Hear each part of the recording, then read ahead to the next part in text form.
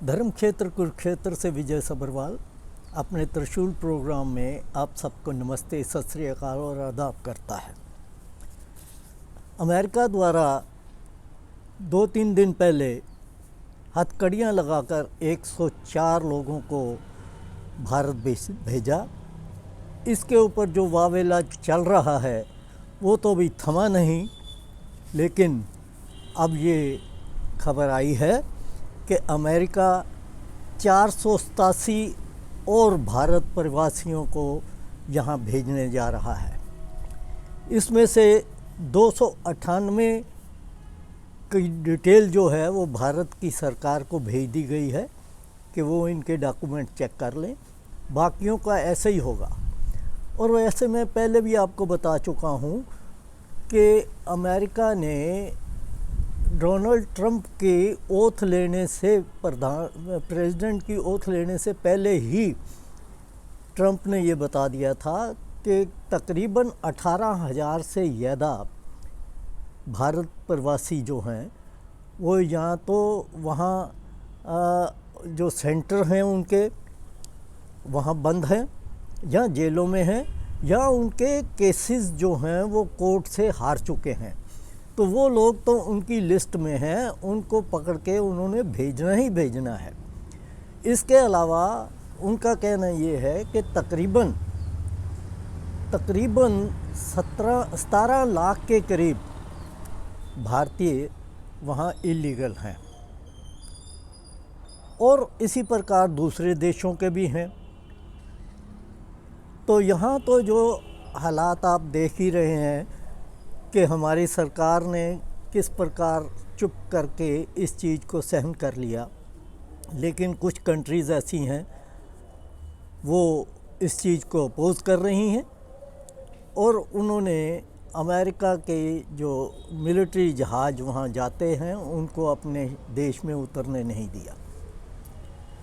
लेकिन यहाँ हमारे जो फॉरेन मिनिस्टर हैं एस जयशंकर, उन्होंने जिस प्रकार की पार्लियामेंट में इंफॉर्मेशन दी या भाषण दिया कि भाई ये तो 2012 से अमेरिका का कानून है कि हथकड़ियाँ और बेड़ियाँ लगा के ही वो भेजते हैं, तो उसका बड़ा ज़बरदस्त रिएक्शन हुआ पड़ा है। और ये मैं भी खुद समझता हूँ कि ये जो नौकरशाह होते हैं, जैसे जयशंकर सारी उम्र उसने IAS की नौकरी ही की है, उनकी सोच। और यहाँ मैं ये सोचता हूँ कि अगर सुषमा स्वराज जी जैसे फॉरेन मिनिस्टर रहीं बीजेपी की पहली टर्म में, अगर वो होती या उनकी जगह कोई और मैच्योर्ड फॉरेन मिनिस्टर हमारा होता, तो इस समस्या को कितने अच्छे ढंग से हैंडल कर पाता जितना कि एस जयशंकर ने किया है।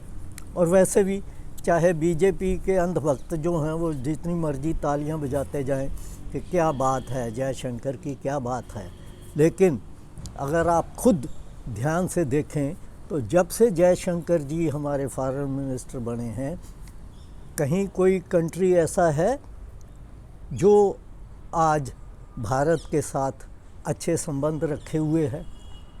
अपने इर्द गिर्द देखो, चाहे वो चाइना है, पाकिस्तान है, बांग्लादेश है, श्रीलंका है, या कोई और भी इर्द गिर्द का देश जो है, भारत की फॉरेन पॉलिसी से नाराज़ हुआ पड़ा है। इसी प्रकार ये अमेरिका भी क्या है, ये भी नाराज़गी है किसी न किसी चीज़ की, वो खुल के सामने आ जाएगी कुछ दिनों के बाद।